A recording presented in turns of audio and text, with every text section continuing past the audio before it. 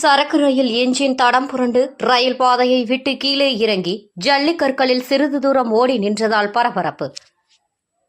திருவாரூர் மாவட்டம் பேரளம் மற்றும் புதுச்சேரி மாநிலம் காரைக்கால் இடையே புதிய ரயில் பாதை அமைக்கப்பட்டு வருகிறது.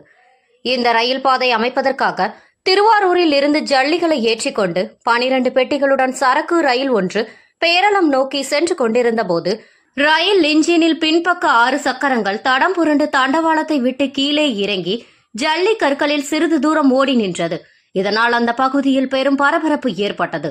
இதனைத் தொடர்ந்து ரயில்வே அதிகாரிகள் விரைந்து வந்து தடம் புரண்ட ரயில் இன்ஜினை கழற்றி பெட்டிகளை மாற்றி என்ஜின் மூலம் பேரளம் காரைக்கால் ரயில் பாதை நடைபெறும் இடத்திற்கு அனுப்பி வைத்தனர்.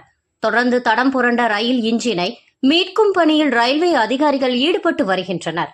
இதன் காரணமாக அகஸ்தியன் பள்ளியில் இருந்து திருவாரூருக்கு வரவேண்டிய ரயில் பாதி வழியில் நிறுத்தப்பட்டுள்ளது குறிப்பிடத்தக்கதாகும்.